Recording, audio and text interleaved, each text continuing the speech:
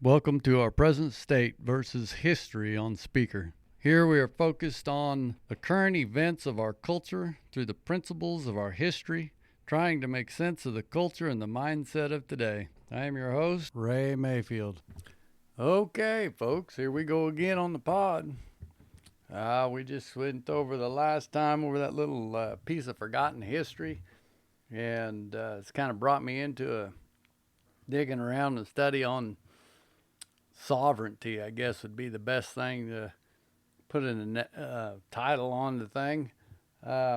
Dealing with some of the principles that went over years ago. We did several weeks of lessons on the principles of freedom that the forefathers had found. And one of the principles that they believed in when they built this nation and set this constitution in order was a peace and commerce and honest friendship with all nations without entangling alliances with any of them. And they really felt like that was a very, very important thing in order to maintain our ability to move and grow and prosper as a nation within itself, because they believe that we should be separate, but not with this, today these haters of this country, whenever you start talking about separatism or individualism as far as the nation's concerned, they start calling you isolationists. They got this term they like to use, isolationism. But that's not what the forefathers had in mind. What they were talking about is the danger of these entanglements with these other nations without being able to move and make decisions and choices dealing with the world platform that were best for the United States alone. This is why these people in recent history have hated President Trump so bad, because he was very staunch about the individual sovereignty of the United States. This is why they're after Putin right now. I was reading a man's article the other day that was talking about this whole episode of UK and all as being a bait and switch type thing, with trying to goad Putin into doing what he's doing now, because they want to remove him because he's a staunch advocate for the sovereignty of Russia. Now, I don't defend Russia or Putin or anything they're doing over there, but the point is worth considering, because we have this movement here recently, and it's been going on for a long time. Actually, if you recall back, some of the things this individual was saying has got me thinking about the things that took place back in the Clinton days, because Clinton, if you think back about the presidency of the Clinton administration, they were the first ones to open the big door to China and let this trade start taking place and things moving forward.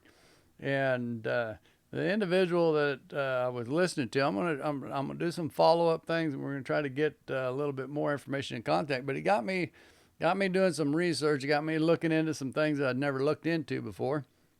And the United Nations and NATO, okay? Now, I had somebody ask me here, it's been probably almost a year ago, maybe not quite that long ago, what the difference between the United Nations and NATO was. And at the time, I couldn't really give them a good answer, and I told them I would dig that up, and then honestly, I just kind of forgot about it. And then when I was digging into some of this stuff, kind of reminded me of that. So I went in and started digging around to try to educate myself to find out what I could about the United Nations and NATO. And basically, you guys are going to have to do your own research. Like I said, I'm not trying to educate you to the fullness. I'm just trying to get your curiosity, because these things that we have not been paying attention to, and I'm as guilty as anybody, are the things that these people have crept into, that they're using as mechanisms to tear this nation to pieces and try to dissolve our sovereignty. And this is what we've been dealing with for a long time. With the reason why I've been doing the constitutional studies and the different things, trying to bring people to an awareness of the ideologies that founded this country, that we need to get back to those things and we need to stand up for those things. And the sovereignty of the United States is one of them. It's very important because you guys realize if we lose the sovereignty of this nation and the ability to operate and govern with the Constitution of the United States as the supreme law over everything and anything that goes on in this country, then we will lose the rights for these things that we've determined to be God-given rights. And this is also a key factor. See, these things all comes together about whether you believe that these things come from the government or whether they come from God himself. Because if God has given us the established, say, private property rights, which we believe that he has, and the founders of our Constitution believed that, and that's the reason why we have the laws that we have in place on that private property. But if the authority of the United States decides to submit itself under another authority, then the authority of the Constitution becomes the lesser authority. It's just the way the chain of command things work. And I run on to, back to NATO and the United Nations. The difference between, in a nutshell, NATO and the United Nations is NATO is an alliance that has been made with other nations so that if one is attacked, they will come to the aid of the other in the event of war being declared. Okay, so it's kind of after the fact. Now, the forefathers would have issues with that, and there's some things about that that are kind of dangerous, and they kind of go against the principles that we laid down there with those principles of not entangling with other nations. But at the same time, there's, maybe, you can see a little leeway there because at least that it's more like just a promise that if somebody comes and, pounds around on you, that we'll come to your aid. And we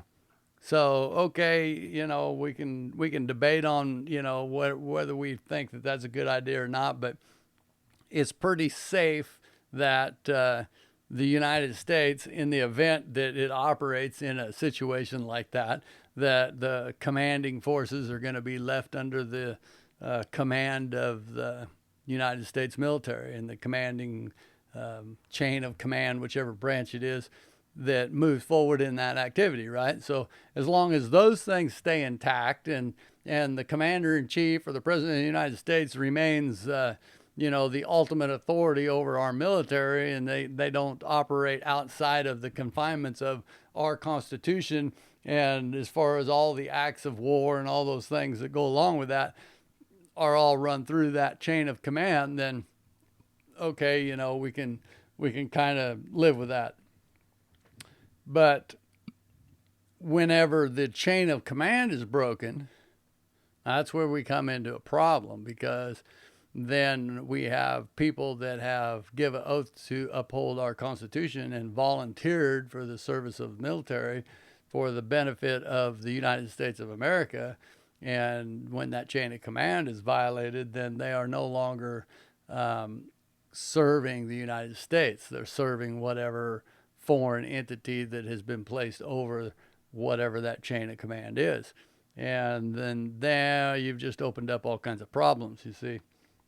And now the United Nations, they are more of a organization that set themselves up to prevent the acts of war, which on the surface, that sounds good and fine and great. But there's some pretty should we say, debatable things going on there, because first of all, you open up all kinds of cans of worms there as to, let's just ask the question of who is the one with the authority to determine that what's going on could be something that would bring us into an act of war. See, so, right there opens up a big debate thing. But I got into the internet and looked up the United Nations Charter. And I'm just going to read you some things that come right out of this. And I haven't got very far into it, to be honest with you, before I really started seeing some things that's like, these things are kind of scary here. And in the preamble of the United Nations Charter, now this isn't the Constitution, this is the United Nations. It says, there's the section in there says that their purpose is to employ international machinery for the promotion of the economic and social advancement of all people. And then there's another section in the preamble there that says that in the end of it there, where it's talking about those nations that have come and they've basically declared the oath of allegiance and joined the United Nations. It says that those powers who have exhibited their full powers found to be in good and due form have agreed to the present charter of the UN. So these are two statements that are just in the preamble that's really just jumped off the page at me, because what we're dealing with here is dealing with activities in the individual's lives, not necessarily dealing with war. And they're talking about their importance to bring peace and prosperity, if you will, to the people around. Well, in the Article 1 of the purpose of the United Nations, in the very first paragraph, it says to maintain international peace and security, to that end, to take effect collective measures for the prevention and removal of threats to the peace and to the suppression of acts of aggression or other breaches of the peace, and to bring about a peaceful means in the conformity with the principles of justice and international law, adjustments or settlements of international disputes or situations which might lead to a breach of the peace. See, they use that terminology, breach of the peace. And they're not using terminology of war. They're talking. So if we're dealing with economic and social aspects of people's life, and we're dealing with a breach of the peace, okay, you could take that to a place to where that pretty well gives them unlimited authority over who determines what a breach of the social peace is within a nation. See where I'm going with this? I mean, you say, well, that's just taking things to the extreme. Well, no, but the capacity is there. This is the problem. We have all of this in place for these nations, and the nations that have come in there and taken this oath, they have said that all of their power and ability is going to be at the capacity of the UN. So what they're doing is they're submitting their authority under the lesser authority, or, in this case, if it's going to be the authority of all the nations together, then maybe it'll be the superior authority. And we're going to deal with economic issues, and we're going to deal with social issues in people's lives within their nations. Well, I'm already having problems. I haven't got very far in this thing. But I got to thinking about all this with Bill Clinton and tie this thing together, because Clinton opened up the doors of this China trade, fairways that moved forth back years ago. And where was China's economic situation back in those days? If anybody remember, it wasn't all that great. And so now here we got these United Nations things. See, Clinton was pushing the UN thing really big, and I've run on to lots of things about Clinton's administration in the UN. He really promoted the United Nations involvement heavily. And so he pushed us forward, and we got the China door opening up, and we've raised the economic standard of people's lives in China to the world dominating powers, see? And China's not our friend. See, here's the thing. This is where it goes back to our forefathers talking about sovereignty. You say, well, what's wrong with helping China grow? Well, there's nothing wrong with, helping China and doing some trade things, but to be in a situation to where you have to, because also, as I was reading through this United Nations Charter, it says that if you're a member of the United Nations and they are in the process of putting machinery together to deal with a nation that, let's say, their social or economic situation isn't quite what it should be, that you have to help all that you can to accomplish the task the UN has put forth. And if they're an ally of yours, you cannot do anything to help them against the acts that the UN has put forth. So that really kind of knocks the whole NATO thing in the head, doesn't it? Because if we have a pact with, say, Italy, and, if they become we're going to come to war with you. And then NATO starts taking acts because they don't like the way the social standings in Italy are going, or whatever that is. And they start moving things to bring things to what they call the order that they want.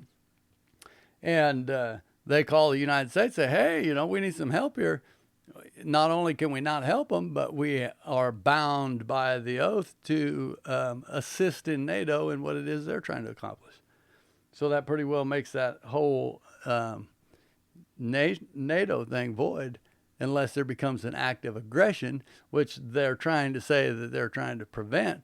But they have the full resources of all of the military of every nation that's involved in their exploits there. And so, you got the big threat there of military force and the ability to use that military force. Of course, they claim that, they're all peaceful and, they're just trying to maintain the peace. Well, now we get into private property rights, see, and say private property becomes a major thorn to cause social unrest within a country, which could very well happen in this country very easily, couldn't it? And so what United Nations boards say, they get together and decide that, well, the way to eliminate this is just not have any private property. And we're going to put mechanisms in place and so that we can start eliminating private property. You see, that's what it's talking about. It doesn't say that it's going to just come in and make changes. It says that it's going to employ international machinery for the promotion of. So that means they're going to put tactics in place in order to go in and do what they need to do.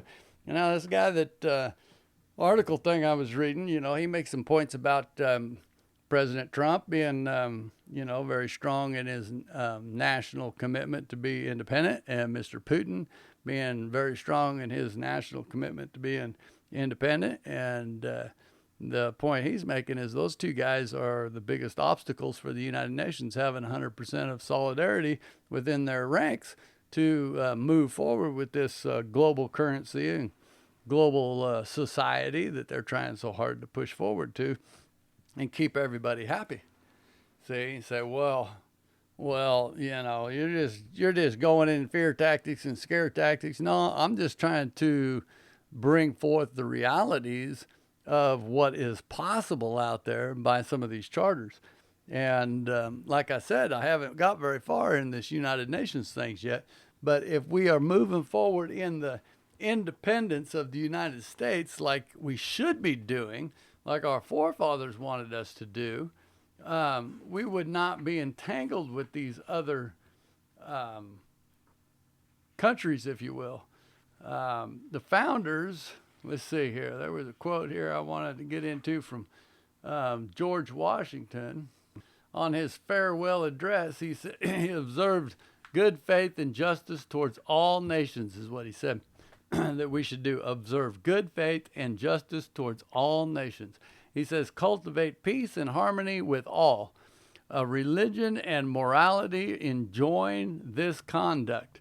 And can it be that good policy does not equally enjoin it?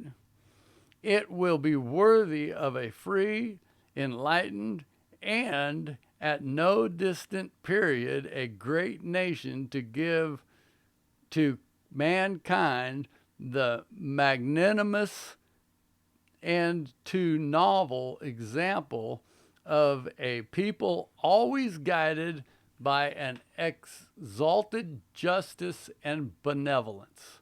That's from the Fitzpatrick's writings of George Washington. So he's telling us right there that if we will just do what we need to do and walk in the place of sovereignty and be the example as being led, we'll walk in our morality, we'll walk in the goodness, we'll have good laws and good justice, the nation will grow and it prosper. And they absolutely proved that did. Up to the 1900s, we've been over this before, with the most prosperous nation in the world with the least amount of population and land mass and the most contributing of wealth and the things that were going on in this country. So we know that it works because we've seen it happen and we've watched it work. We saw this country taken off when President Trump was in office, and he moved things out of the way. He pulled us out of the UN. He started restoring things to make this country solid and independent on its own again. And look what was happening. The economy took off. It was growing faster and stronger than any economy's ever done in the history of this country. And they had to kill it somehow. And so what happened? We got this big release of this mysterious virus that just vanished into thin air here just a few weeks ago. Isn't that amazing how all that worked out? And all those people that were supposed to not got inoculated were all going to die. Well, I hate to break their hearts, but I never took none of their shots, and I never got sick with the nonsense neither. So what about that? Well, I don't know. I guess I was just one of the lucky ones, huh? But everybody I know that ever got that shot been sick with that stuff. Isn't that amazing? That's all I know. I'm not no scientist. That's all I know. That's where I've lived. That's my testimony. So are we going to walk in these things, or are we going to wake up to these things? See, and I've got into this deal, and I'm reading and I'm researching right now, and I don't know if any of you have heard of Michael New. I don't know how I missed this, but I had not heard of him. But he's got a lot of information about what happened to him dealing with the United Nations, dealing with some of this authority and chain of command thing. It's interesting information. We need to dig around, find out the whole ins and outs of it. I'm going to try to get some more things going in that avenue here in the future. But it does bring up a very relevant point that we need to be looking at, and that is the sovereignty of the United States and whether or not it is really in our best interest to move into these entanglements with these world systems. They say, well, we need it to keep the peace of the deal and, to keep things from happening. But like George Washington said when he left, if we'll just do what we're supposed to do and set the example, we can do the same thing the United Nations is doing. And that makes our NATO packs a little stronger as well, without the threat of having to jeopardize them because something's going on in another institution, another angle. But I know then we get off on the one world order thing and get off into Bible aspects of what's going on, and there's a lot of stuff out there, and they're all going to call me a conspiracy, scaremonger or whatever they're going to do. But y'all know me well enough to know I'm just trying to put some information out here to get you to dig on your own, educate yourself as to what's really going on in the situations with this country. I think this United Nations thing is something that we haven't been paying attention to, and that we probably need to be paying a lot more attention to, and seeing exactly where we're at and what's going on, because this president we have right now, he's pushing and pushing and pushing, and more involvement in that UN. And it's interesting to see how things are unfolding there as far as what's going on with the whole country and the whole world as far as that goes with the social and the economic system. But like I've said all along, the Antichrist, you get back into the scriptures, the Antichrist says, the Bible says when the Antichrist comes, that he's going to have the answer for all this main things going on. Well, if the world is going to have to be in a place to where it's completely coming unraveled for the need of an answer to be given. So if we're in that state, this guy's going to come. Praise God, the church is not going to be here. Praise God, he's got you covered. Goes back into that free will, once saved, always saved doctrines going on. That's a whole other thing that'll preach. But for now, I'm going to have to part with you here because I can see I'm out of time. I'm going to dig some more on these United Nations and NATO charters, and we'll get back to doing some more of this next time on the pod. Have a wonderful day.